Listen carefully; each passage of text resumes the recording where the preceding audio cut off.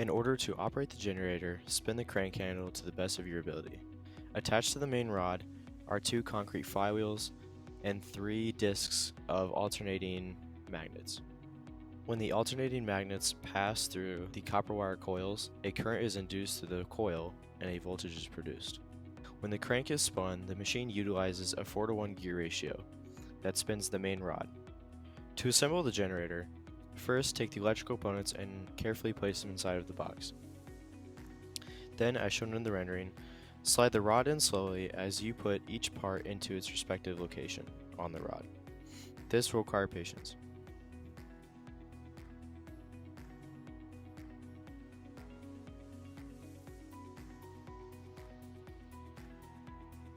When everything is assembled and the rod is in its final location, make sure you tighten down all the set screws.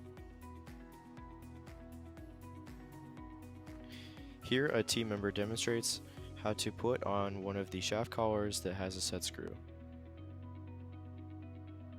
To put the handle on, make sure that the set screw is aligned with the divot in the rod, as shown in the video.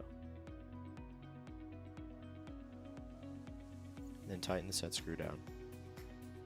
After the set screw is tightened down, you are free to operate the machine. The engineering specific name for this generator is an Axial Flux Alternator. This generator uses electromagnetism to create a voltage to power any kind of device. As the operator spins the crank handle, their mechanical energy turns into rotational energy, which turns into electrical energy. The magnetic field of the discs that pass over the coils create the current.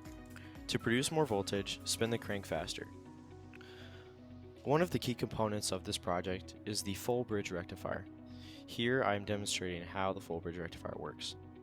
When the AC current comes through the full bridge rectifier, it is only allowed to go through one direction. This rectifies the AC current and turns it into DC current. The diodes only allow the current to go through one direction. If it tries to go back up through a diode, it won't work and it'll stop. This forces it to go through the correct direction.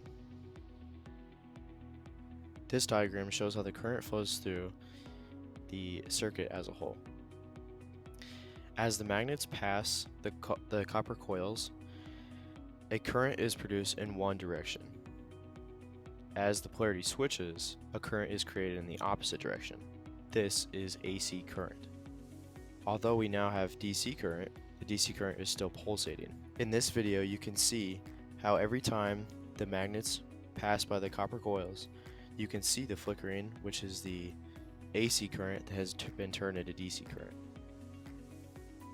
This clip shows how bright the LEDs actually get and how much voltage is actually being produced. This will help light up homes where there may not be electricity.